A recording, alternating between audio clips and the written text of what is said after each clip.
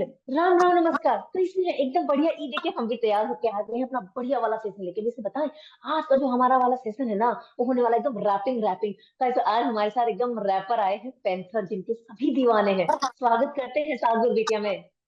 मीनू मौसी को मेरा बहुत बड़ा वाला प्रणाम। कैसी हैं आप मीनू मौसी? देखिए हम तो बढ़िया हैं। अच्छा एक बात बताएं, दुनिया भर के लोग आपको पैंथर के नाम से जानते हैं, लेकिन हम आपको कसम पैदा करने वाली की, हम आपको पैंथर नहीं बुलाएंगे, अनुभव ही बुलाएंगे। आप हमको अनुभव बुला लीजिए, क्योंकि आपकी आवाज और वो सब बिल्कुल एकदम जिस गांव से हम आते हैं उसी गांव की तरह है, तो एकदम बेशक। अरे वाह, कहाँ के हैं आप? मैं उत्तर प्रदेश का हूँ। अरे बिल्कुल, फिर तो हम लोग आपस के पड़ोसी हो गए। एकदम एकदम मौसी आसपास के ही हैं। अरे वाह। अच्छा पहली बात तो ये बताइए, आप एकदम लेकर आ रही हैं अपना बढ़िया वाला वो एल्बम। देखिए एल्बम का जमाना वो हुआ करता था, है। आजकल तो म्यूजिक वीडियोज आते हैं, एक गाना आया हिट हुआ खत्म। एक एल्बम आया करती थी पहले 6-7 गाने के साथ। और वैसा ही दौर अब आप लेकर आ रहे हैं, एक अपना एल्बम लेकर आ रहे हैं कसम पैदा करने वाले की, वो भी रैपर में। तो क्या कहेंगी गुड न्यूज के बारे में, पूरा इन्फॉर्मेशन दीजिए। तो मौसी सीन ये है कि जैसे आपको भी पता होगा, हमारे एरिया में ना मिथुन दादा का बहुत ज्यादा इन्फ्लुएंस रहा है। और एक एल्बम वाले जमाने से ही हम लोग आ रहे हैं, जैसे जिस जगह से मैं हूँ, जिस गांव से मैं हूँ।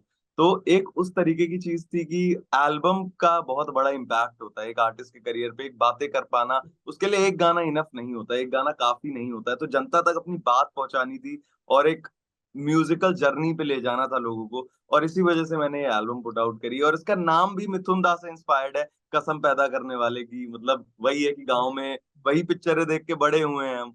तो एक मौका मिला तो हमने कहा चलो ये एक छोटा सा डेडिकेशन मेरा उनके लिए भी। अरे वाह। अच्छा एक बात बताइए, कसम पैदा करने वाले की इनमें है ना कम से कम 6-7 गाने होंगे। हर गाना एक अलग कहानी बयां करेगा, है। तो ये बताइए, आपकी उसमें कहानी आपकी होगी, या फिर आपकी जर्नी की होगी, या मिथुन दा की जर्नी होगी उसमें? तो क्या कहानी होगा? सारे छोटे छोटे टुकड़े हैं मेरी जिंदगी के, सारे छोटे छोटे टुकड़े हैं। जैसे उसमें दिल टूटने वाले गाने हैं, अब लौंडा जवान हो गया है, समझ रही हैं? तो प्यार व्यार किया तो हाँ। दिल विल टूट गया, ठीक है। और एक गाना है उसमें वही दूसरे एंगल का, सैया जी, जहाँ पे हम अपने सैया के पीछे पड़े हुए हैं। ठीक है, हमारे यूपी में अच्छा। सैया कहा जाता है, तो एक वो मैं अपने बिल्कुल सैया के बिल्कुल। पीछे पड़ा हूँ। और एक गाना है मेरा बहुत पर्सनल गाना है, जो पहला गाना है जिसका इंट्रो है कसम पैदा करने वाले की। तो उसमें हमारी अम्मा है, अम्मा हमारे वहाँ दादी को कहते हैं। तो मैं अपनी अम्मा से बातें कर रहा हूँ, मैं हमारे कॉल रिकॉर्डिंग पड़ा हुआ है जो कि बहुत करीब है मेरे दिल के। तो इस तरह की एल्बम है, मतलब हर हर जोन के मेरे छोटे छोटे जिंदगी के एक्सपीरियंसेस मैंने शेयर करने की कोशिश करी है इसमें। अरे वाह। अच्छा वैसे देखिए, आजकल तो रैपर गाने में ना अंग्रेजी गाने हिंदी गाने मिक्स करके दिखाया जाता है। लेकिन हमें ऐसा क्यों लग रहा है कि आपके इस एल्बम में आपका देहाती टच भी होगा थोड़ा बहुत? मेरा पहले ही गाने से देहाती टच दे दिया है मैंने।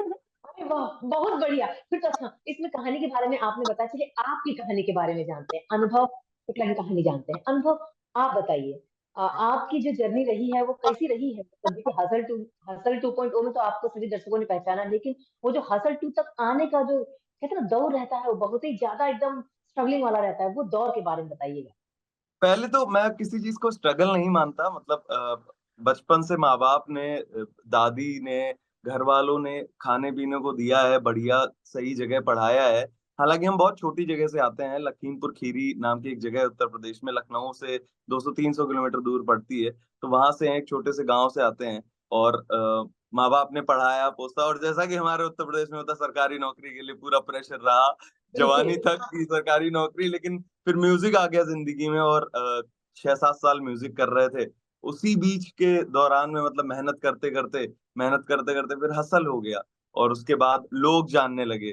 तो यही एक छोटी सी जर्नी रही है, लेकिन इसको स्ट्रगल में नहीं कहेंगे, क्योंकि स्ट्रगल तो होता ही नहीं है कुछ भी। सारा वही है कि जिंदगी है, प्रोसेस है, उसका इंतजार तो करना ही होता है। ये तो देखिए आपको इंतजार का फल एकदम मीठा मिला है, लेकिन उस मीठा फल पाने के लिए बहुत ज्यादा कुटाई विटाई सब। देखिए कैसे, देखिए जैसे आपने बताया मम्मी पापा की डिमांड सरकारी नौकरी। अगर लौंडा सरकारी नौकरी में नहीं जा रहा है तो मतलब लौंडा भटक गया है। तो उसकी कुटाई हाँ। पिटाई छिटाई सब हो जाती है। तो ये बताइए, इसके चलते आपके मम्मी पापा ने आपकी कितनी क्लास लगाई है कि सरकारी मम्मी नौकरी नहीं? पापा, पापा को तो हम, पापा हमारे प्रिंसिपल हैं, तो पापा को तो हम समझा लिए। लेकिन मम्मी ने बहुत कुटाई करी है बचपन से आज तक, कि हाँ, मम्मी का खौफ रहता है हमारे वहाँ। और हमारी दादी भी हमसे अभी भी फोन पे कहती है कि भैया फार्म वारम भर दो, वहां नोएडा में खाली रहते हो, क्या कर रहे हो? तो उनको मैंने समझाया, मेरा यही काम है, मैं गाने बनाता हूँ। कह रहे हो गया गाने टीवी। बना। तो हम उनसे बताया, कह रहे भैया हुई गवा टीवी हुई, अब आ जाओ घर या नौकरी की तैयारी करो। हमने कहा दादी चलता है। तो उनको यही अब ना, समझाया। अरे हम पे नौकरी बोला, हम तो गा रहे हैं बढ़िया वाला, दर्शकों को इंटरटेन कर रहे हैं। अच्छा एक बात अब बताइए। उन हाँ जी। हाँ, अब उनको। अब उनको पता नहीं है ना कि इंटरटेनमेंट इंडस्ट्री होती है, तो वो चीज है। वो लोग दादी मेरी थोड़ी सी नासमझ है, पुराने जमाने की है, तो वो चीज है। अच्छा, तो आपने अपना गाना दादी को सुनाया नहीं कि लीजिए दादी हमारा गाना सुन लीजिए, ये हमारा गाना है? मेरा एक गाना है बस एक बार, तो दादी ने मेरे पूरे सारे एपिसोड्स दादी ने टीवी पे देखे। तो बस एक बार एक गाना है, उसमें मैंने आंखें बंद कर ली, तो उसमें मेरे से फोन पे कहती, ये जो फोन रिकॉर्डिंग मैंने इसमें डाली है, इसी में फर्दर कॉन्वर्सेशन है कि सूरदास क्यों बने जा रहे हो, आंखें क्यों बंद कर ली तुमने टीवी पे। तो मैंने समझाया दादी मैं फील में था। तो मेरी अब आंखें नहीं फीलिंग बंद कर होंगी। रहे थे। हाँ। तो मैंने कहा ठीक है दादी। तो दादी गाने सुनती हैं, हालांकि उनको समझ नहीं आते हैं उतने, क्योंकि ये थोड़े नए साउंड के हैं, उनके जमाने के नहीं है, तो वो सारी चीजें हैं, लेकिन हाँ गाने सुनती हैं वो। अच्छा एक बात बताइए, गाने तो हाँ आप जी। बढ़िया बढ़िया लेकर आए हैं, लेकिन इस लाइव सेशन में एक गाना ऐसा हो जाए जो आपकी दादी को बहुत पसंद आया हो, आपकी मम्मी ने भी खूब सराहा हो। अ, मेरी मम्मी ने, दादी ने, ओके। जानी एक ऐसा गाना है जो मेरी मम्मी को भी लिटरली पसंद आया, क्योंकि वो थोड़ा सा मेलोडिक है, थोड़ा सा ऐसा है जो वो सुन सकती हैं। तो इसमें इसका कोरस गाता हूं मैं। जानी रे जानी रे जानी रे जानी रे जानी रे जानी रे, तेरे बिन है दिल मेरा लगता नहीं। जानी रे जानी रे जानी रे जानी रे जानी रे जानी रे जानी रे, फिक्र ये कि फिक्र तू अब करता नहीं। जानी रे जानी रे जानी रे जानी रे जानी रे जानी रे जानी रे, तेरे बिन है दिल मेरा लगता नहीं। बातें जब करता था आपसे तो लगता नशे में शराब के, हम आजकल लोगों से भागते दौड़ते काटने आपसे फासले। ऐसे करके ये गाना है, तो ये ईपी का ही गाना है जानी। तो ये मेरे माँ को काफी पसंद आया, दादी को भी काफी पसंद आया है, क्योंकि ये मेलोडिक है थोड़ा सा। एक बात बोले, ये हाँ इंटरव्यू जी। देखने के बाद अगर आपकी मम्मी ने आपको फोन करके बेलन से कुटाई नहीं कर दी फोन पे, तो हमारा नाम भी नहीं, क्योंकि आज ही उनको पता चला होगा कि जनाब का एक्स भी था, जनाब किसी के पीछे भी थे, और ये गाना उन्हीं के था। क्यों? ऐसा तो है। है ना? माँ अच्छा का मम्मी डर का तो रहता है।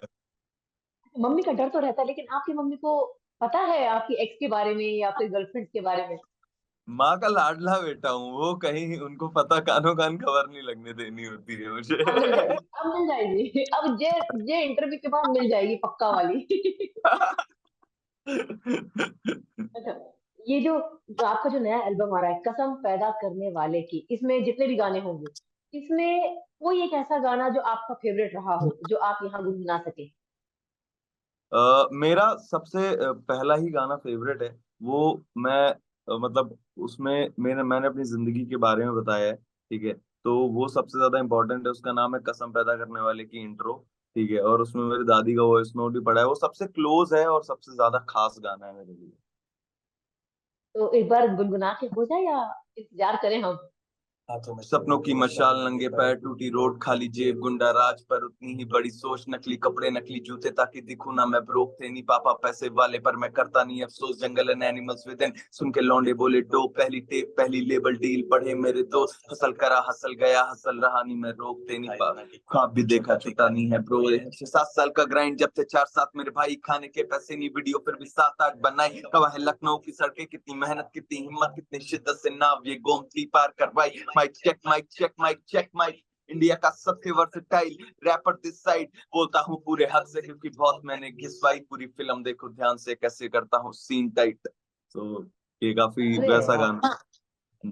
जी। इस गाने तो बता ही दिया कि मतलब आपके पापा वाकई मतलब प्रिंसिपल तो थे ही, लेकिन आपने वो आगे मतलब अपना राह खुद चुना, और उसमें कितना मशक्कत किया, कितनी मुश्किलें आई, सब इस गाने के लाइन के जरिए अगर ध्यान से सुना जाए ना, सब पता चल जाता है। क्यों? हाँ जी, यही मकसद ही है गाने का कि थोड़ा सा वो मुझे और पर्सनली लोग जाने, तभी वो कनेक्ट कर पाएंगे मुझसे एज एन आर्टिस्ट और ज्यादा। अरे पर्सनल कनेक्ट करने के लिए तो हम आते हैं, मीनू मोती इसीलिए आती हैं बातचीत करने के लिए। अरे है ना? क्या और बात है तो मोती। ये भी जानना चाहेंगे, देखिए ऐसे तो आपका नाम अनुभव है, लेकिन हाँ जी। आप है ना टाइगर भी चुन सकते थे, ठीक है, लायन चुन सकते थे, लेकिन आपने नाम चुना पैंथर। काहे? हाँ जी। अब देखिए, अब मेरे उत्तर प्रदेश में जिस जगह से मैं आता हूँ वहां पे है दुधवा नेशनल पार्क। ठीक है, वहां पे हाँ। सारे जानवर हैं, बस पैंथर नहीं था। तो मैंने कहा wait for it, let me come, तो हमने अपना नाम पैंथर रख लिया कि मेरे एरिया के टाइगर रिजर्व में सारे जानवर होने चाहिए। सही सही। अच्छा, जब ये कसम पैदा करने वाले, देखिए ये जो लाइन आप चुने हैं ना अपने एल्बम के लिए, कसम पैदा करने वाले की। अच्छा, जिंदगी में ना कभी कभी ये लाइन निकल ही जाती है, गुस्से से निकली हो, चाहे शान से निकली हो, चाहे प्यार से निकली हो। तो आपकी लाइफ में अब तक कितनी बार ये लाइन निकली है आपके दोस्तों के बीच, स्कूल कॉलेज यारों के बीच? बस जब कुछ लोगों के साथ आप देखते हो ना बचपन से सपने, एक जब से मैं बड़ा हुआ जानने वाला हूँ, कुछ दोस्त होते हैं जो जिंदगी भर के लिए साथ रह जाते हैं, जो अभी भी मेरे साथ हैं, जो मेरे साथ 10 साल पहले भी थे। तो उनके साथ अगर कुछ सपना देखा हुआ था तो कसम पैदा करने वाले की भाई कर देंगे, समझ रहे हो आप।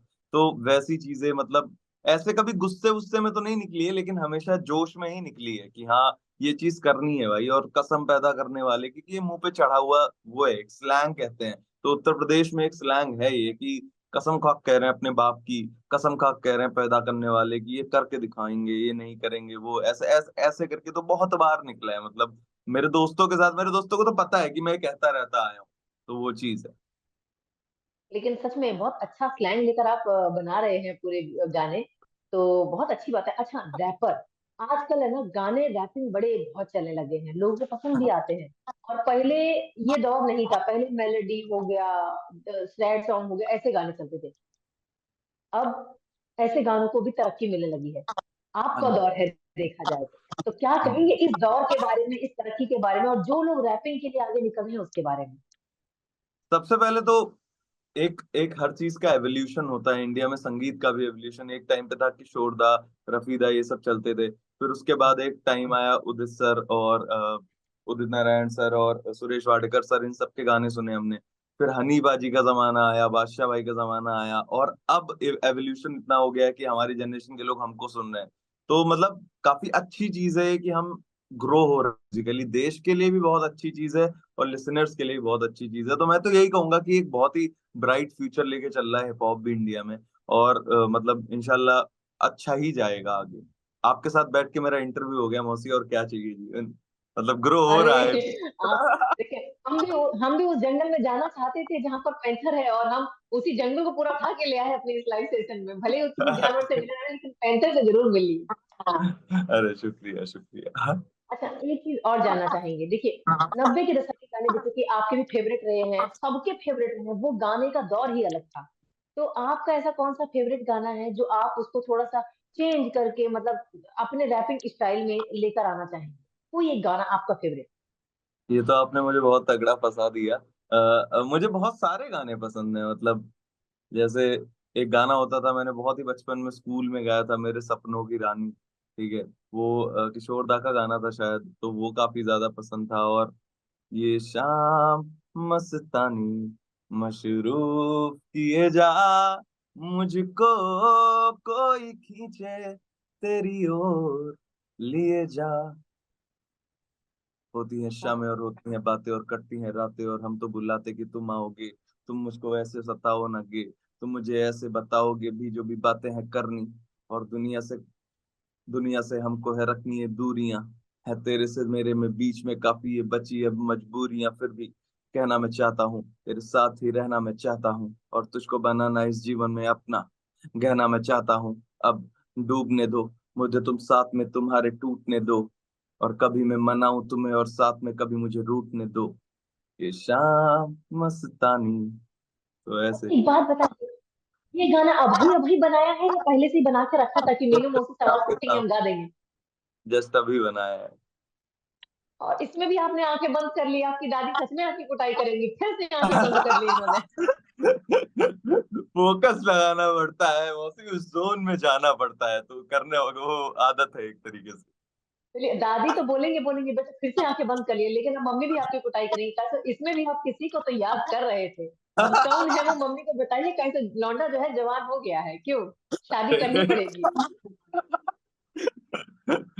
धन्यवाद धन्यवाद, मतलब यही है बस जो है। चलिए कोई नहीं, जो भी है आप ऐसी गुड न्यूज लेके आते रहिए, नए नए गाने बनाते रहिए, और हम तो चाहेंगे कि जो कसम पैदा करने वाले की, इसके आगे एक और नया एल्बम आप लेकर आए, और अपने बेशक। दर्शकों के सामने नया अवतार दिखाए, यही तो हम चाहेंगे, और क्या, हमारे बस हम इतना ही इंटरटेनमेंट चाहते हैं। अरे थैंक यू मीनू मौसी, और बहुत बहुत शुक्रिया मुझे इस शो पे बुलाने के लिए।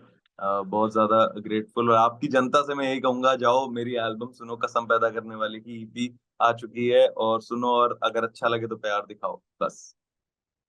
जाने से पहले फिल्मी स्टाइल में देखिए, अब इंटरटेनमेंट वर्ल्ड में तो आप आ गए हैं, गाने भी बना रहे हैं, कहीं ना कहीं अंदर का कलाकार भी जागरूक होना चाहिए। तो एक फिल्मी स्टाइल में कसम पैदा करने वाले के उसके आगे डायलॉग आप अपने लगा लीजिएगा, एक फिल्मी स्टाइल में अपने दर्शकों से क्या कहेंगे, यही चीज। रैपिंग स्टाइल में करता हूँ मैं फिल्म इंडस्ट्री का नहीं नहीं हूँ नहीं, मैं। अरे रैपिंग रैपिंग कसम स्टाइल तो पैदा आपसे देख करने लिया वाले सर। की। हाँ जी ठीक है। कसम पैदा करने वाले की is out now. This is तेरा भाई Panther and you know what it is, representing Uttar Pradesh, and go ahead and tune to my EP कसम पैदा करने वाले की, and you know what it is. Let's go. अरे वाह, बहुत बहुत धन्यवाद। अनुभव, आपसे बात करके वाकई बहुत मजा आया, उम्मीद करते हैं नए एल्बम के साथ फिर से हमसे मुलाकात करेंगे। बहुत बहुत शुक्रिया मीनू मौसी मुझे बुलाने के लिए, और हाँ, जब भी नेक्स्ट प्रोजेक्ट आता है मैं आता हूँ आपके दर पे। बिल्कुल बिल्कुल, बहुत बहुत धन्यवाद।